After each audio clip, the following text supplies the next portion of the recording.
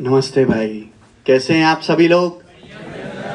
सबसे पहले तो हंसराज कॉलेज का सर का बहुत बहुत धन्यवाद और पूरी टीम का बहुत बहुत धन्यवाद कि उन्होंने हमें यहाँ पे इनवाइट किया और इतनी मैच्योर और अच्छी ऑडियंस के बीच में बोलने का मौका मिलेगा। आप सभी का बहुत बहुत धन्यवाद। और आज की हमारे डिस्कशन के दो टॉपिक रहेंगे। सबसे पहले कि गणित से मैथमेटिक्स का डर मन से कैसे हटाएं, नंबर 1। और दूसरा, government job versus private job और आपको तैयारी किस तरीके से करनी चाहिए। तो हम 1 बाय 1 डिस्कस करेंगे, कोई टाइम वेस्ट नहीं करेंगे, ठीक है। आप में से 10th तक तो सभी ने मैथमेटिक्स पढ़ा है, 12th तक भी पढ़ा है। तो स्कूल में तो 10th और 12th में सभी को मैथमेटिक्स पसंद होता है, अच्छा लगता है। लेकिन एक्चुअली जब हम गवर्नमेंट जॉब की तैयारी की तरफ आते हैं तो वहां मैथमेटिक्स आता ही नहीं है। आप कहोगे सर ये क्या बकवास है, गणित से तो पूरी दुनिया लड़ रही है, आप कह रहे हैं मैथमेटिक्स पूछा नहीं जाता। जो हम गवर्नमेंट जॉब की तैयारी करते हैं, जो सरकारी एग्जाम में पूछा जाता है, एक्चुअली वो मैथ्स होता ही नहीं है। पता है एक्चुअल में उस सब्जेक्ट का नाम क्या है, किसी को पता है?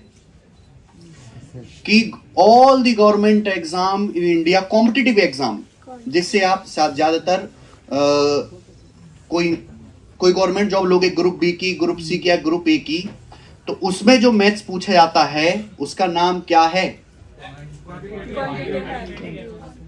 Arithmetic advance. उसका नाम है क्वांटिटिव एप्टीट्यूड। और एप्टीट्यूड का मतलब आप समझते हैं? एप्टीट्यूड का बेसिकली मतलब है अप्रोच। क्या मतलब है? अप्रोच। तो आपको मैथ्स नहीं सीखना, आपको अपनी डेली लाइफ की अप्रोच को सुधारना है। प्रॉफिट लॉस, 500 रुपए का सामान 700 रुपए में बेचा, क्या ये किसी प्रकार का कोई मैथमेटिक्स है इसमें? ये ऐसी चीज है जो डेली लाइफ में भी इस्तेमाल होती है। दूरी बराबर चाल गुणा समय।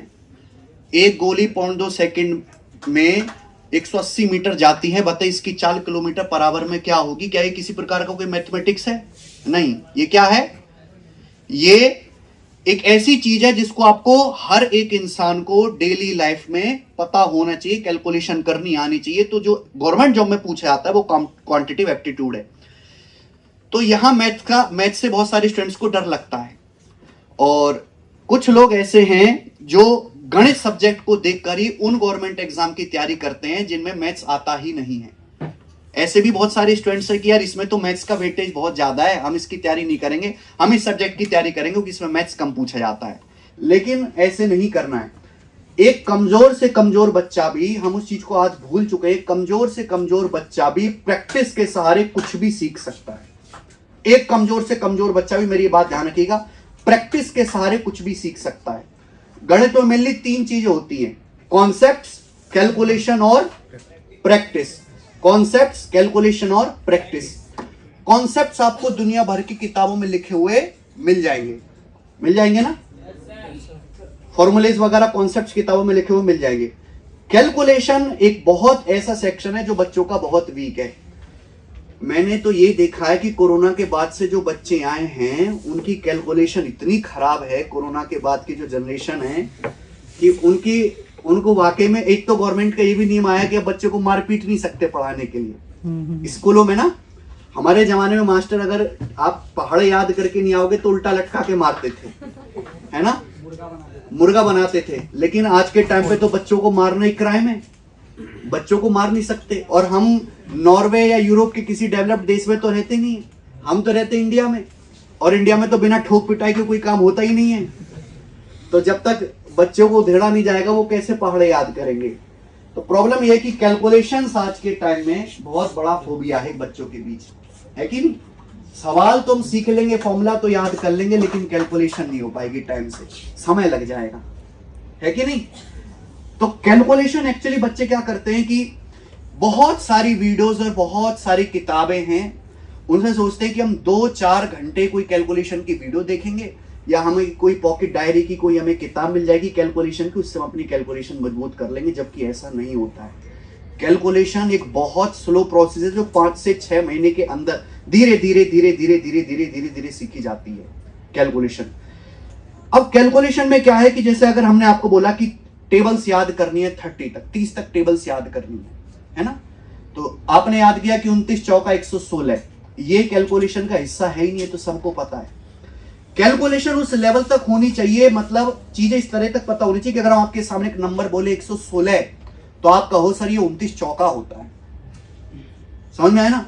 जिस दिन आप इस तरीके से चीजों को देखेंगे कि सीधा भी और उल्टा भी, तब जाके कैलकुलेशन मजबूत होगी। प्रॉब्लम यह है कि बच्चा सीधा सवाल करना शुरू करते हैं, क्वेश्चंस लगाना शुरू करते हैं। जैसे आप भी गवर्नमेंट जॉब की तैयारी करते हो तो डेली कुछ ना कुछ मैथ्स तो पढ़ते होगे ना। एसएससी की कौन कौन तैयारी करता है? यहाँ पे आप में से सब एसएससी की तैयारी करने वाले ज्यादातर ना, तो आप मैथ्स के जो क्वेश्चन लगाते होंगे सीधा क्वेश्चंस लगाना शुरू करते हैं। जबकि अगर किसी बच्चे को कैलकुलेशन मजबूत करनी है तो मैं उसको बोलूंगा सबसे पहले कि वो 30 तक अपने टेबल्स याद करे, टेबल्स सीधे भी और उल्टे भी। उसके बाद हर बच्चे को 50 तक कम से कम वर्ग याद होना चाहिए, स्क्वायर्स, कम से कम उसको 25 तक क्यूब याद होना चाहिए, और डेसिमल्स जो दशमलव है ना, आजकल दशमलव को बड़ा डर लगता है। एक 25 साल का लड़का जिसकी ग्रेजुएशन हो रही है और वो ग्रेजुएशन कंप्लीट हो चुकी है, अगर उसे डेसिमल की गुणा दे दी जाए कि 0.023 इंटू 0.07, तो डेसिमल देख के लोग घबरा जाते हैं। दशमलव का डर बहुत मन में घुस गया है। तो जो दशमलव का जो बेसिक कैलकुलेशन है वो आपको पहले सीखना चाहिए, उसके बाद ही गवर्नमेंट जॉब की तैयारी आपको शुरू करनी चाहिए। और तीसरा सबसे खेल आता है प्रैक्टिस का। मैं आपको लिटरली बताऊं, सिंपल क्रैक कोड है। जिस भी आप एग्जाम की तैयारी कर रहे हो ना, अगर आपने उसके 5 साल के, पिछले 5 साल के क्वेश्चंस को 2 बार बना दिया, जहां किसी भी गवर्नमेंट एग्जाम की तैयारी कर रहे हो except UPSC, whether it is railway, SSC और बैंकिंग, अगर आपने उसके पिछले 5 साल के सवालों को बना दिया और उसके लेवल का बिल्कुल उसी की एग्जाम वेटेज वाला, बिल्कुल उसी की तरह की जॉब नेचर वाला और उसी के जैसे सिलेबस वाला, उससे मिलते जुलते जितने भी एग्जाम हैं, अगर आपने वो 5 एग्जाम्स इस तरीके के पेपर पिछले साल के बना लिए तो आपकी प्रैक्टिस हो गई। उससे ज्यादा आपको कुछ करने की जरूरत है ही नहीं। लेकिन इस प्रोसेस में समय कितना लगता है? 1 साल। गवर्नमेंट जॉब की तैयारी में बच्चों को कम से भी कम 1 साल का समय लगता है। लेकिन स्टूडेंट्स क्या चाहते हैं कि हम 2.5 महीने में, 3 महीने में, 4 महीने में हमारे हाथ में एक नौकरी, और यही सबसे बड़ी समस्या होती है। हमारे पास बहुत सारे बच्चे ऐसे आते हैं जिनकी एज 26 साल 27 साल हो चुकी, जिनकी ग्रेजुएशन पूरी हो गई और 2 साल उन्होंने प्राइवेट जॉब कर ली है। उसके बाद वो कहते हैं कि सर मैं अब गवर्नमेंट जॉब की तैयारी कर रहा हूं शुरू, क्या मेरी नौकरी लग जाएगी? एक तो वो स्टूडेंट्स हैं और एक आप हैं जो first year, second year, third year में अभी पढ़ रहे हैं, अभी आपकी ग्रेजुएशन भी नहीं हुई। आप अगर अभी से उसी तैयारी को करने लग जाए और अपनी ग्रेजुएशन के दौरान अपनी लाइफ के डेली 2 से 3 घंटा, अगर डेली 2 से 3 घंटा कॉम्पिटिटिव एग्जाम की तैयारी को दे और ग्रेजुएशन के बाद अगर आप 1 साल फुल डेडिकेटेड गवर्नमेंट जॉब की तैयारी को देते हैं, तो आप मुझे बताइए कि किसकी नौकरी लगने के चांसेस ज्यादा हैं, आपके कि उनके? हम लोगों के ना, आप लोगों की चांसेस ज्यादा हैं।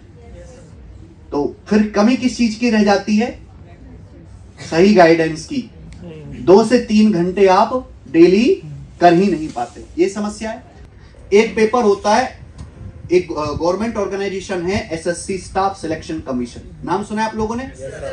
स्टाफ सिलेक्शन कमीशन गवर्नमेंट की केवल ऑर्गेनाइजेशन है जिसका काम है पेपर करवाना, ये नौकरी नहीं देती है, क्या केवल पेपर कराती है।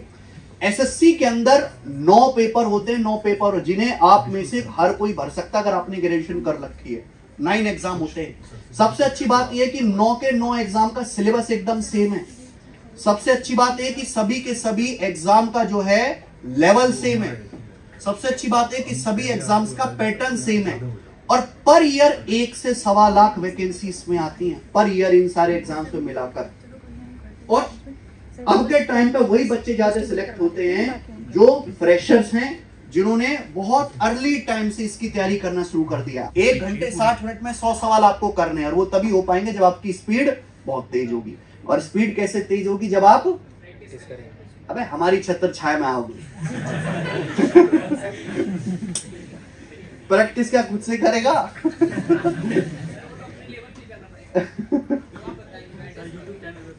हाँ, जब आप हमारे YouTube चैनल से आओगे, खुद से करोगे तो एक्स बना के करोगे, एक गांव की पॉपुलेशन 1 लाख थी, हर साल 5% बढ़ती है, 3 साल बाद कितनी होगी? मानव पॉपुलेशन x थी, है ना? आप ऐसे ही करोगे ना। लेकिन जब आप हमारा तरीका सिखाओगे तो हम आपको सीधा करना सिखाएंगे कि यहां से यहां उड़ के आना है। तो उड़ के आने वाली चीज कौन सिखाएगा? अरे हम ही सिखाएंगे, हमसे बेहतर कोई सिखाता भी नहीं है। मानते हो कि नहीं?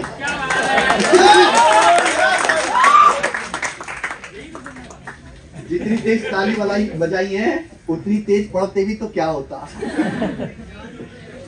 ताली बजाना भी जरूरी है।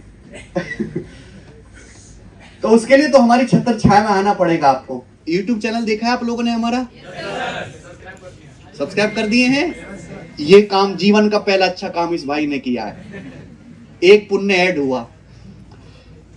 अगर आपने कभी हमें सवालों को सॉल्व करते हुए देखा होगा तो आपका थॉट प्रोसेस और हमारा थॉट प्रोसेस और करने का तरीका बिल्कुल अलग होता है कि नहीं?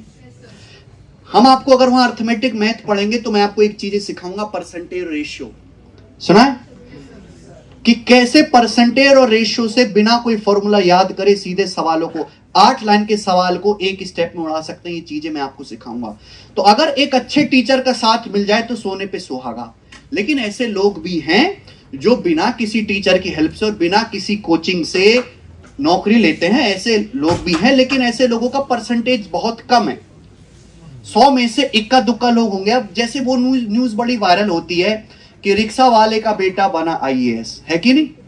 पूरे न्यूज चैनल पे वही न्यूज चलेगी। लेकिन IAS तो और भी 300 लोग बने हैं। उन 300 लोगों में से रिक्शे वाले के बच्चे नहीं हैं। ज्यादातर जो है वो कैसे, जिन्होंने एक टीचर की हेल्प ली है, कोचिंग की हेल्प ली है, स्टडी मटेरियल लिया है, जिनको गाइडेंस मिला है, सब कुछ मिला है। तो हमें इस तरह के जो उदाहरण होते हैं, जो जनरलाइज नहीं होते, उस पर ध्यान नहीं देना है। अपनी क्षमताओं को पहचाने, अपनी कैपेबिलिटी को पहचाने, और जो इस जॉब में आपका इंटरेस्ट है उसी जॉब को लेके अभी से अपनी तैयारी शुरू करो, अभी से, आज से, और इस स्पीच के बाद से। ठीक है मेरे भाई? किसी को इच्छा है कि मुझे तो फील्ड में काम करना बहुत अच्छा लगता है, धूप में जाकर रेड मारना, IT के रेड डिपार्टमेंट में जाना है, मैं जाऊंगा रेड मारूंगा, ठीक है ना? बहुत सारे करप्ट पॉलिटिशियन हमारे देश में हैं, तो उनके वहां रेड होती है, बहुत सारे अधिकारियों के यहाँ पे रेड होती है। तो किसी को ये काम करना है, इंटरेस्टिंग लगता है, लेकिन लड़कियों के लिए वो काम इंटरेस्टिंग नहीं है कि नहीं? तो उनको केंद्रीय सचिवालय में बैठना, आराम से मस्त AC में बैठना है, मिनिस्ट्री ऑफ एक्सटर्नल अफेयर में, विदेश मंत्रालय में बैठना है, उनको नॉर्वे में जाना है, उनको स्विट्जरलैंड में जाके वहां पे काम करना है। तो सबसे पहले अपना जॉब ऑफ इंटरेस्ट ढूंढो। एक चीज होती है कि पढ़ाई में इंटरेस्ट, जिसके ये बच्चा साइंस पसंद करता है, कि बायोलॉजी पढ़ना चाहता है, कि आर्ट्स पढ़ना चाहता है, कि हिस्ट्री ज्योग्राफी, इससे कहीं ज्यादा इंपॉर्टेंट है। इस पे तो इंसान बहुत जोर डालता है, पूरे जीवन के कई साल इस पे लगाता है कि मेरा इंटरेस्ट क्या है पढ़ाई के सब्जेक्ट को रिगार्डिंग। लेकिन जॉब ऑफ इंटरेस्ट जो है उस पर उतनी बात नहीं होती हमारे देश में। तो पहले अपना नेचर और उसके हिसाब से जॉब डिसाइड करिए। धीरे धीरे करके 60 से ज्यादा डिपार्टमेंट हो चुके हैं आज के टाइम पे। SSC में 60 से ज्यादा तरह की जॉब हो चुकी है। जैसे टॉप मोस्ट अगर किसी को दिल्ली में ही रहना है तो दिल्ली में केंद्रीय सचिवालय है, इलेक्शन कमीशन है, मिनिस्ट्री ऑफ एक्सटर्नल अफेयर्स है, विदेश मंत्रालय। किसी को फील्ड जॉब करनी है तो GST डिपार्टमेंट है, इनकम टैक्स डिपार्टमेंट है, एग्जामिनर है। एग्जामिनर आप समझते हैं, ISO ट्रेडमार्क लगता है, बिना उसके सिग्नेचर के लग नहीं सकता, ठीक है। और सबसे अच्छी बात यह है कि इन जॉब्स में आप केवल 9th और 10th के बेसिस पे ही लग सकते हो। आपको बहुत ज्यादा पढ़ाई में अच्छा होने की जरूरत नहीं है, आपको बस अच्छा होने की जरूरत है, आपकी कंसिस्टेंसी होनी चाहिए। आप 1 साल अपना जीवन को दे दो ना, मैं लिटरली बता रहा हूं, जिस आदमी ने अपने जीवन में 1 साल अपने लिए दिया है ना, 1 साल, ना उसे घर वाले दिखाई देते हो, ना उसे अपनी गर्लफ्रेंड दिखाई देती हो, ना उसे समाज, सोसाइटी, खाना पीना, नहाना धोना कुछ ना सिखाई देता हो, वो केवल पढ़ाई पढ़ाई पढ़ाई और पढ़ाई और पढ़ाई और अपने काम के प्रति लगन उसने देखी हो, वो हर एक आदमी कामयाब और हिट हुआ।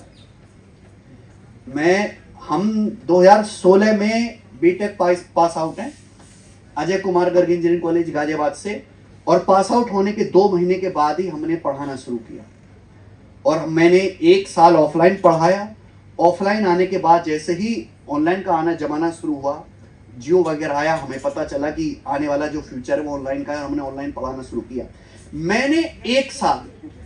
हमने 1 साल यूट्यूब पे फ्री पढ़ाया, 1 साल जीरो इनकम, बिना किसी इस बात की परवाह किए कि बच्चे देख रहे हैं नहीं देख रहे हैं, उनको पसंद आ रहा है नहीं आ रहा है, वीडियो बनानी है, रिकॉर्ड करनी है, अपलोड करनी है, कंटेंट बनाना है, वीडियो रिकॉर्ड करनी है, अपलोड करनी है, एक साल बिना रिजल्ट की परवाह किए मेहनत की और भगवान ने ऐसा रिजल्ट दिया कि बच्चों के बीच हम पहचाने जाने लगे। फिर हमने उसको बस मेंटेन करके रखा और आज देखिए हंसराज कॉलेज में, यूनिवर्सिटी ऑफ दिल्ली में आपके सामने स्पीच दे रहे हैं।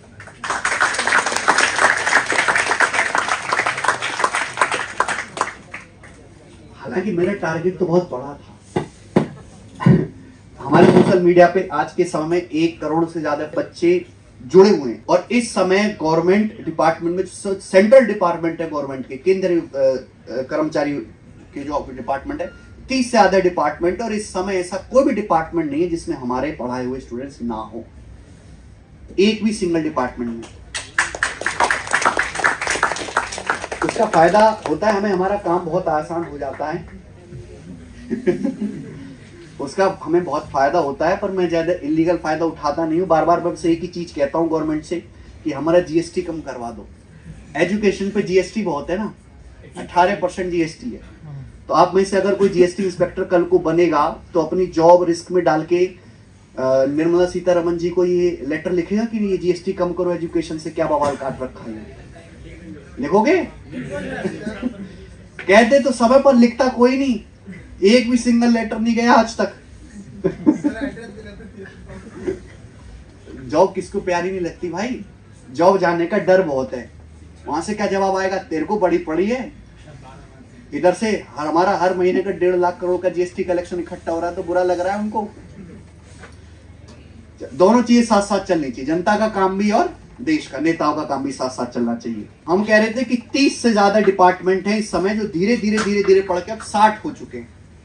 60 गवर्नमेंट डिपार्टमेंट में सीधी आप नौकरी ले सकते हो अगर आप एक सिलेबस वही कंटेंट, वही 40 चैप्टर गणित के, 8 चैप्टर ग्रामर के और 7 चैप्टर जी के, जीएस के और रीजनिंग तो वही। रीजनिंग के सवालों को देखकर ही लोग गवर्नमेंट जॉब की तैयारी करना शुरू करते हैं, ऐसा ही है ना, क्योंकि इतने आसान रीजनिंग के सवाल होते हैं। पर जब वो तैयारी शुरू करते हैं तो उनको पता लगता है कि हकीकत जो है वो कुछ और थी। प्रॉब्लम यह है कि आज के समय में इंडिया में जितने भी गवर्नमेंट एग्जाम हैं उनका जो है लेवल बहुत कम हो गया। अब उतने मुश्किल सवाल नहीं आते हैं जितने पहले आते थे, लेकिन कट ऑफ जो है पहले के मुकाबले बहुत हाई हो गई है। एसएससी में मैं आपको बताऊं, स्टूडेंट को डर ऐसे लगता है, वैकेंसी 10,000 वैकेंसी आई तो फॉर्म जाएंगे कितने, 47 लाख। कितने फॉर्म? तो एक सीट पे तो 4700 बच्चे हो गए हैं, 47। अब ये तो बहुत बड़ा नंबर है। तो यहीं से बच्चा जो है अपना आधे तो अपना जो है यहीं से दूर हो जाते हैं कि हमें करना ही नहीं है। लेकिन अगर वास्तविकता में बताएं, 47 लाख बच्चों में से मात्र 15 लाख बच्चा ही पेपर देने पहुंचता है। ये एक्चुअल आंकड़ा मैं बता रहा हूं। जितने लोग हमारे देश में फॉर्म भरते हैं उतने लोग तैयारी नहीं करते, ना ही उतने लोग पेपर देने जाते। मात्र 15 लाख बच्चे ही फॉर्म जो भरते हैं, 47 लाख में से 15 लाख बच्चे पेपर देने जाते हैं। ये जो बच्चे हैं ये केवल 100 रुपए देके एसएससी को अमीर करने का इनका मुख्य लक्ष्य है। तो उस वजह से ये फॉर्म लगातार भरते हैं। 15 लाख बच्चों में से जो प्री का पेपर होता है, जो निहायत ही आसान होता है, उसे 15 लाख में से 1 लाख बच्चे ही क्वालिफाई करते हैं। यानी कि असली जो कंपटीशन है वो 10,000 नौकरियों के लिए केवल 1 लाख में। तो एक नौकरी पे कितना, 10 बच्चा। तो हर 10 सीरियस एस्पिरेंट्स में से एक बच्चे की सरकारी नौकरी तय है। और लिटरली मानो इतना, इससे कहीं ज्यादा कंपटीशन अपना खुद का एक एम्पायरिक बिजनेस खड़ा करने में है। यहां तो 10 पर 1 है, वहां 1000 पर 1 है। जितने स्टार्टअप शुरू होते हैं 1000 में से 1 सक्सेसफुल होता है। तो आप ये सोचो कि कंपटीशन यहां कम है, वहां ज्यादा है। तो कंपटीशन हर जगह है, चाहे आप प्राइवेट जॉब की बात करो, चाहे गवर्नमेंट जॉब की बात करो, और चाहे आप अपना खुद का स्टार्टअप बिजनेस करो। मैं बिल्कुल ये बात कहता हूं कि अपने खुद के काम से, अपने खुद के स्टार्टअप से, अपने खुद के बिजनेस से बढ़िया कुछ भी नहीं, ना सरकारी जॉब ना प्राइवेट जॉब। लेकिन उसमें सफल होने के चांस 1000 पर 1 है, जो आज के समय जो एक्चुअल डाटा। आप कहने के लिए लोग कुछ भी कहें। दूसरी बात कि government job versus private job की जहां डिबेट आती है तो वहां पे दो चीजें, प्राइवेट जॉब में, गवर्नमेंट जॉब में वो चीज आपको मिलेंगी जो प्राइवेट जॉब में नहीं मिलेंगी। सबसे पहला है जॉब सिक्योरिटी और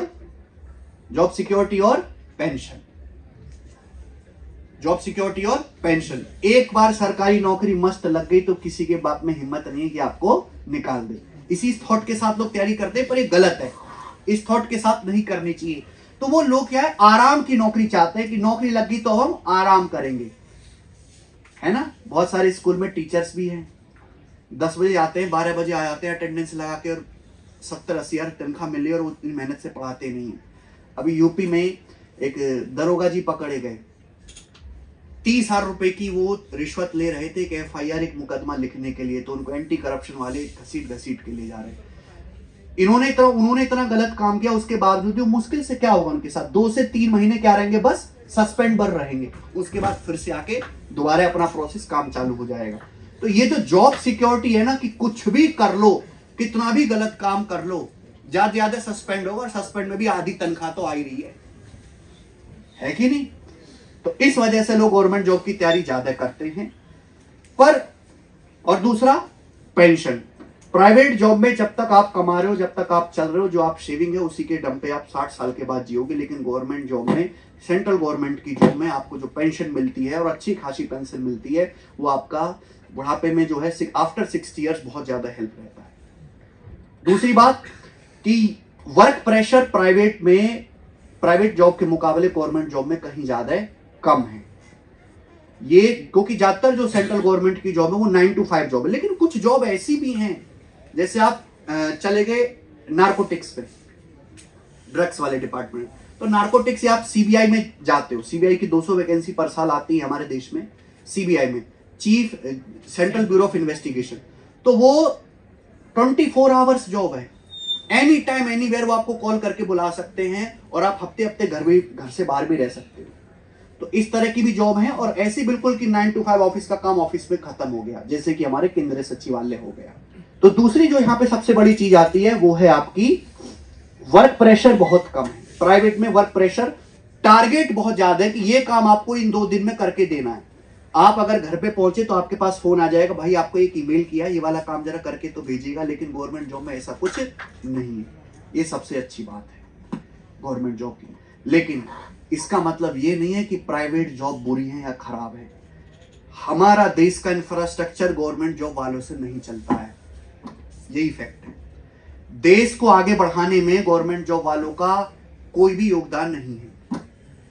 गवर्नमेंट जॉब जो सर्विस में है, उनका योगदान जो है, जो हमारे देश में बिजनेसेस चल रहे हैं, जो प्राइवेट जॉब कर रहे हैं, उनको हेल्प करना, समझ में आया, असिस्ट करने का काम गवर्नमेंट जॉब वालों का है। देश जो चलता है, हर देश एक बिजनेस से, व्यापार से चलता है। तो हमारे देश में बिजनेसमैन की बहुत ज्यादा जरूरत है, अच्छे बिजनेसमैन की। लेकिन साफ सुथरे नेचर वाले, ईमानदारी से काम करने वाले गवर्नमेंट ऑफिसर्स की उतनी ही जरूरत है। प्रॉब्लम क्या है कि हमारे देश में आप वाली जो अभी पीढ़ी आई है ना, ये उतनी भ्रष्ट नहीं है जितनी 30-40 साल पहले थी। लोग कहते हैं ना कि दुनिया बहुत खराब हो गई है, पहले के लोग बहुत अच्छे थे। पर ये पहले के लोग कब थे? पहले के लोगों से जाके पूछोगे तो वो ये कहेंगे कि दुनिया बहुत खराब हो गई, पहले के लोग बहुत अच्छे थे। दुनिया में ऐसा कोई टाइम नहीं जो ये कहता हो कि अब के लोग बहुत अच्छे, पहले के लोग बहुत अच्छे थे। वो पहले के लोग कब थे? चाइना में एक किताब है 6000 साल पहले, जो सबसे पुरानी किताब है, उसमें ये लिखा है कि पहले के लोग बहुत अच्छे थे। अब 6000 साल से पहले के लोग कैसे अच्छे थे? वो तो कब के अवशेष बन चुके। आज के लोग अच्छे हैं।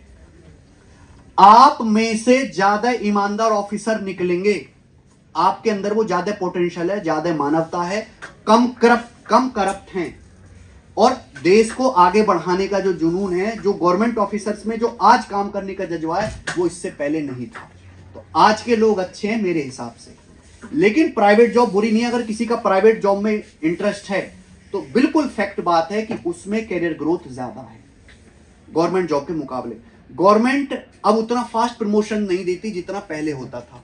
यहाँ एक प्रमोशन के लिए आपको 10-12 साल वेट करना पड़ेगा, और उस प्रमोशन में आपकी सैलरी 20 से 30% बढ़ेगी। वरना हर साल गवर्नमेंट एम्प्लॉय की सैलरी 3 से 5% बढ़ती है।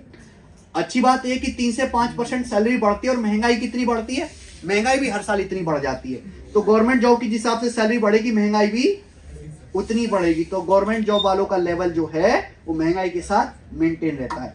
लेकिन जब उनका प्रमोशन होता है, जब सैलरी में 20-30% हाइक मिलता है, तो उनको लगता है हाँ हमने जीवन में कुछ तरक्की किया, अब कुछ पैसा बचेगा। लेकिन प्राइवेट जॉब वालों की जो कैरियर ग्रोथ है वो बहुत ज्यादा है। वहां कोई लिमिट नहीं है कि आप जो है कितनी सैलरी पहुंच सकते हो, लेकिन वहां वर्क ऑफ नेचर बहुत ज्यादा हैवी है। आपको हर टाइम जो है अवेलेबल, प्रेजेंट और बहुत ज्यादा मेहनती होना पड़ेगा, और जितने भी टास्क आपको ऑफिस में बताएंगे वो काम करने पड़ेंगे। तो अगर किसी को कैरियर ग्रोथ चाहिए, पोटेंशियल बिल्कुल एक्सप्लोर करना है, क्रिएटिव काम करना है, तो उनके लिए प्राइवेट जॉब बेस्ट है। आराम से शांति वाली, ईमानदारी वाली जिंदगी जीनी है कि सैलरी भी आते रहे, ठीक ठाक परिवार को समय भी मिल जाए, अपने लिए भी समय मिल जाए, और जीवन भी आसानी से कट जाए, कोई हमसे 3-5 ना कहे, तो उसके लिए गवर्नमेंट जॉब बेस्ट है। आप में से जो यहाँ पे लोग बैठे हैं, कितने लोग ऐसे हैं जो इनका इंटरेस्ट गवर्नमेंट जॉब की तरफ है? Very good. और कितने लोग ऐसे जिनको प्राइवेट जॉब की तरफ जिनका इंटरेस्ट है? 4 लोग। ऐसा कैसे चलेगा भाई? देखो, प्राइवेट जॉब वाले तनख्वाह ज्यादा कमाएंगे सपोज किसी और अच्छा, आप में से ऐसे कितने लोग हैं जिनका खुद का स्टार्टअप शुरू करने का प्लान है? अरे वाह, ये एक समस्या है हमारे देश में। जैसे एक इनकम टैक्स ऑफिसर, उसका काम क्या है? इनकम टैक्स कलेक्ट करना। वो खुद तो जनरेट नहीं कर रहा, वो कोई मैन्युफैक्चरिंग तो नहीं कर रहा, ही जस्ट ए सर्विसमैन। तो हमारे देश में इनकम टैक्स कलेक्ट करने की इच्छा रखने वाले लोग ज्यादा हैं, और इनकम टैक्स एक बिजनेस खड़ा करके इनकम टैक्स सरकार को देने की इच्छा रखने वाले लोग कम हैं। यही आ जाता है ना समस्या। प्राइवेट जॉब सैलरी होगी, इतनी मोटी सैलरी होगी, तो 30-40% वो टैक्स गवर्नमेंट को देगा, वही तो इनकम टैक्स इंस्पेक्टर कलेक्ट करेगा। अब कलेक्ट करने के लिए इतने सारे हाथ और देने के लिए चिल्लर, तो बैलेंस हिला पड़ा है ना हमारे देश का। कैसे वो बैलेंस सुधारना पड़ेगा। तो वो बैलेंस सुधरेगा आप ही के। हर इंसान का नेचर अलग अलग होता है। आप अपना पहले सेल्फ इवैल्यूएशन करो कि मुझे किस तरह की लाइफ जीनी है। जैसे मैं बात करूं कि मुझे कभी गवर्नमेंट जॉब करनी ही नहीं थी, ना पसंद थी। टीचिंग बिल्कुल टॉप लेवल का इंटरेस्ट जिसे बोलते हैं ना टीचिंग में, कि पढ़ाने के अलावा ना कुछ आता है ना मैं कर सकता हूं, और इसी को अपनी जिंदगी देनी है। और अंधाधुंध जो है पढ़ाना शुरू कर दिया, बिना किसी बात की परवाह की कि मुझे पैसे मिल रहे हैं, कोई पैसा दे रहा है कि नहीं दे रहा, बच्चे देख रहे हैं कि नहीं देख रहे। सेल्फ इवैल्यूएशन बहुत जरूरी है कि मुझे आगे जीवन में किस तरह की जिंदगी जीनी है। सेल्फ असेसमेंट वो करिए, उसके बाद अपना कैरियर का एक ग्राफ बनाइए कि ये इस फील्ड में मैं जाऊंगा, उसी पे मेहनत करना शुरू करिए। और जिनने जीवन के 1 साल लगाई, आपको सफल होने से कोई नहीं रोक सकता, गारंटी हमारी है। ठीक है मेरे भाई, अगर किसी का कोई सवाल है गवर्नमेंट जॉब के रिगार्डिंग, मैथमेटिक्स के रिगार्डिंग, सब्जेक्ट के रिगार्डिंग, कॉम्पिटिटिव एग्जाम के रिगार्डिंग, तो वो पूछ सकते हैं। सर कई बार स्टडी करते समय नेगेटिविटी आती है कि ये क्वेश्चन कैसे कर पाऊंगा, ये तो आएगा ही नहीं, शायद ये फालतू क्वेश्चन है, तो ऐसे मतलब कैसे सॉल्व करें? ठीक है, कई बार नेगेटिविटी आती है कि यार ये कैसे सॉल्व करूंगा, ये तो बहुत लंबा सा सवाल है, ये आएगा भी कि नहीं आएगा। पहली बात तो कि जब आप गवर्नमेंट जॉब की तैयारी कर रहे हैं तो यू फर्स्ट सॉल्व दी, क्या सॉल्व करना है पहले? Only PYQ, only previous question. Previous question paper में आसान आया है, मुश्किल आया है, डिफिकल्ट आया, बहुत डिफिकल्ट आया, आउट ऑफ द सिलेबस आया है, इस बात की परवाह किए बगैर वही सॉल्व करना है। और जो एक बार आ चुका है आप ही के पेपर में, वो दोबारा भी आ सकता है, तो बात खत्म होगी, इस पर डाउट ही नहीं रखना। पिछले 5 साल के आपने पेपर बनाए सीजीएल, उससे मिलते जुलता CHSL, CPO, MTS, selection post के भी पेपर बनाए, जो एक बार आ गया वो दोबारा भी आ सकता है। और जब आपने 5 साल के वो पेपर बना ले तो आपको पक्का ये पता लग जाएगा किसी नए सवाल को देखकर भी कि यार ये एग्जाम में आने लायक चीज है, ये छोड़ने वाली चीज है। कभी जिंदगी में आपको डाउट आएगा नहीं ये वाला। सर मैं फ्रेशर हूँ, तो अभी मैं बैच लूँ या फिर यूट्यूब से पढ़ लूँ? ये जो फ्रेशर प्रजाति है ये जो फ्रेशर प्रजाति है, ये बड़ी स्पेशल प्रजाति है। फ्रेशर प्रजाति अपने आप को बड़ा स्पेशल मानती है। बैठो भाई बैठो।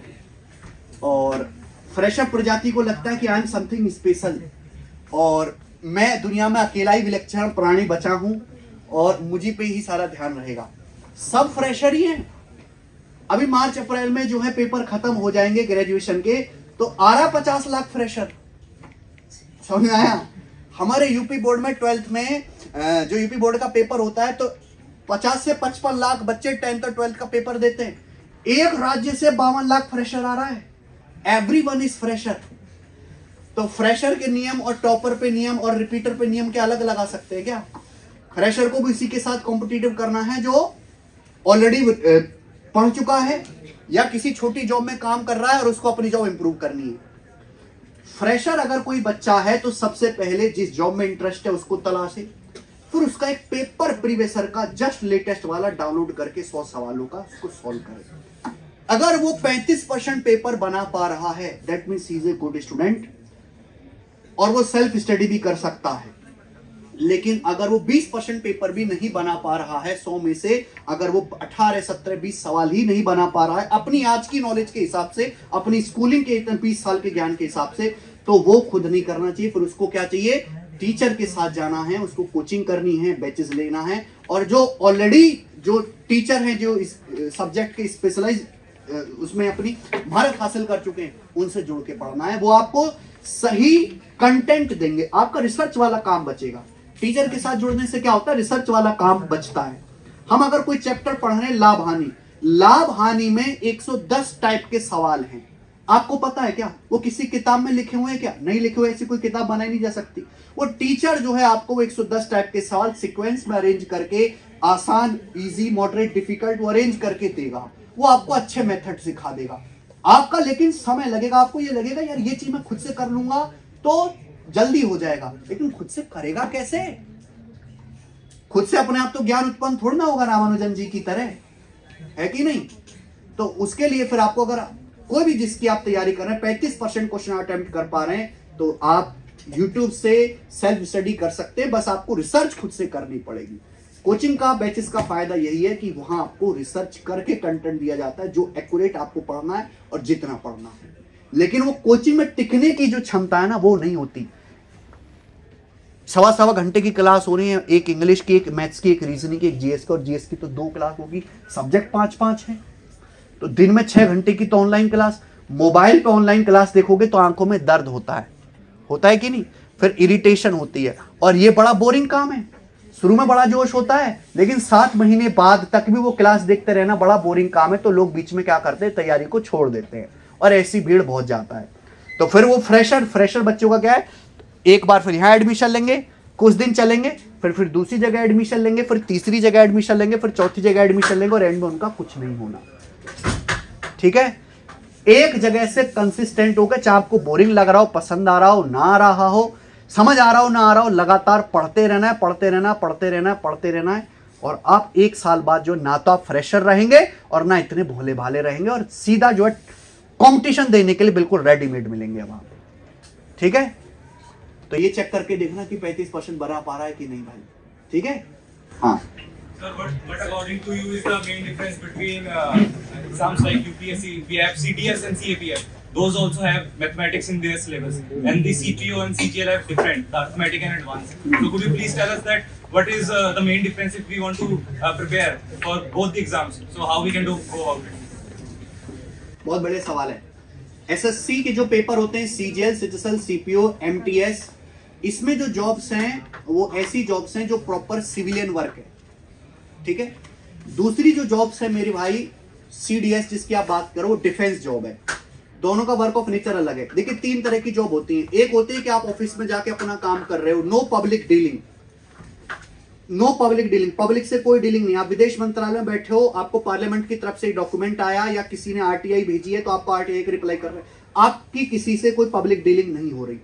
दूसरा की जो स्टेट गवर्नमेंट के पेपर होते हैं ज्यादातर, जैसे पटवारी का, तहसीलदार का, एसडीएम का, डीएम का, इसमें पब्लिक डीलिंग होती है। और जहां पब्लिक डीलिंग होती है वहीं करप्शन ज्यादा होता है कि पैसे दे पहले तभी काम होगा। तो वो इस तरह की चीजें पब्लिक डीलिंग वाली जॉब में आती है। दूसरा डिफेंस, सीडीएस, आर्मी में ऑफिसर रैंक पे जाना, इंडिया की मोस्ट रेस्पेक्टेड जो है, मतलब हमारे देश में सबसे ज्यादा जो किसी भी गवर्नमेंट डिपार्टमेंट की जो सबसे ज्यादा इज्जत है वो किसकी है? आर्मी की है। तो तीसरी होगी हमारी डिफेंस वाली जॉब्स। डिफेंस में जो सबसे अच्छा जो पेपर है जो ग्रेजुएशन के बाद लोग देते हैं वो क्या है? सीडीएस। सीडीएस में साल में 2 बार पेपर होता है, फर्स्ट हाफ में, फर्स्ट 6 मंथ में, लास्ट 6 मंथ में, जिसमें अप्रोक्स 100 से 200 के बीच वैकेंसी आती है। सीडीएस और एसएससी में जो मुख्य अंतर है वो है इंटरव्यू का। एसएससी की किसी भी जॉब में इस समय ना तो कोई इंटरव्यू है और ना ही कोई डिस्क्रिप्टिव ऐसे राइटिंग वाला चक्कर है। सीडीएस में आपको 3 पेपर देने होंगे, इंग्लिश का भी, मैथ्स का भी और जीएस का भी। इंग्लिश, मैथ्स और जीएस में यूपीएससी के पैटर्न पे पूछा जाएगा। वहां पे जो है इस तरीके से चीजें आती है कि एक आपको केस दे दिया, अगर ऐसा हुआ तो क्या ऐसा हो सकता है, ऐसा हुआ तो क्या ऐसा हो सकता है, क्या ऐसा हुआ तो क्या ऐसा हो सकता है। ठीक है। सीडीएस में जो चीजें पूछी जाती हैं वो उसमें एडवांस मैथ ज्यादा होता है। उसमें 80% 100 में से 80% एडवांस मैथ आता है, ट्रिग्नोमेट्री, ज्योमेट्री, अलजेब्रा, मेंसुरेशन, ये 2D 3D। लेकिन लेवल उसका एसएससी के बराबर ही होता है। सीडीएस का रिटन निकालना कोई बहुत मुश्किल बात नहीं है। सीडीएस के जो एसएससी से हमारी चीजें हैं अलग, उसमें अर्थमेटिक और एडवांस दोनों चीजें पूछी जाती है। अर्थमेटिक का 50% वेटेज, एडवांस का 50% वेटेज। सीडीएस की जहां कट ऑफ 55-60% पे आराम से आप पेपर क्लियर कर सकते हो, 55-60% टोटल क्वेश्चंस का सही करके, वहां एसएससी जैसे एग्जाम में आपको 80-90% सही करना पड़ेगा एक जॉब लेने के लिए। लेकिन एसएससी के जितने पेपर हैं वो वनडे एग्जाम है, हाईएस्ट स्कोर करो, अच्छे मार्क्स लाओ, अपनी पोस्ट प्रेफरेंस डालो और नौकरी लो और घर को जाओ। No interview, no descriptive, no, बस आपको टाइपिंग टेस्ट देना है। लेकिन सीडीएस जैसे एग्जाम में उसके बाद कम क्वेश्चंस करके आप रिटन तो क्वालिफाई कर गए, लेकिन उसके बाद आपका 5 दिन का इंटरव्यू वाला एसएसबी वाला प्रोसेस चलता है। वो 5 दिन का जो एसएसबी वाला प्रोसेस है उसमें वो आपको पूरे तरीके से जज कर लेते हैं। सीडीएस में या डिफेंस डिपार्टमेंट में मैक्सिमम जो लोग हैं, जो फॉर्म एप्लीकेंट हैं, वो 2 लाख से 5 लाख है मैक्सिमम किसी भी के लिए भी, चाहे आप एनडीए की बात करें या एफकेट की बात करें। लेकिन जो एसएससी है उसमें 40 लाख से कम तो फॉर्म होता ही नहीं, और किसी बार वैकेंसी अच्छा ही तो 70 लाख के हमको आंकड़ा भी टच कर लेते। और रेलवे वाले जो हैं उनमें 1-1 करोड़ फॉर्म होता है, मतलब जितनी देशों की आबादी है इतने तो हम लोगों से फॉर्म भरवा लेते हैं। तो हमने उसमें जो है वर्ल्ड रिकॉर्ड बना रखा है। तो सीडीएस में comparatively competition number of applicant के मुकाबले में कम है, लेकिन इसका पेपर क्लियर करना, क्योंकि इसमें स्टेजेस ज्यादा हैं, वो टफ है। अगर लेवल की बात करेंगे तो सीडीएस का लेवल उतना ही है जितना एसएससी का है। लेवल में बहुत ज्यादा फर्क नहीं। हाँ, सीडीएस के सवाल थोड़े यूनिक होते हैं और एसएससी से थोड़े अपर साइड होते हैं। सीडीएस नए क्वेश्चन क्रिएट करता है, फिर उसको एसएससी कॉपी करता है, यही फर्क है। सीडीएस में भी वही चीज है कि अगर किसी बच्चे ने 10 साल के पैटर्न को अच्छे से रियलाइज कर ले तो उसके लिए सीडीएस जैसा एग्जाम निकालना भी कोई मुश्किल नहीं है। लेकिन एसएसबी आपके टैलेंट पे भी डिपेंड करता है और लक पे भी डिपेंड करता है, और सामने जो इंटरव्यूअर वहां पे बैठे हैं जो ले रहे हैं उसके उस दिन के मूड पे भी डिपेंड करता है। मुझे लगता है कि मैंने काफी समय हो गया वहां अपनी बात कहते हुए। कुछ बेनिफिट हुआ हमारी बातों से आपको? कुछ पता चला? मेरी शुभकामनाएं आपके साथ हैं। भगवान करे आप में से, चाहे आप कोई स्टार्टअप करना चाहते हो या गवर्नमेंट जॉब की तैयारी करना चाहते हो या प्राइवेट जॉब में जाना चाहते हो, जिस भी फील्ड में आप जाना चाहते हो उसमें बहुत सक्सेसफुल बने, कामयाब बने। बहुत बहुत धन्यवाद। बहुत बहुत धन्यवाद।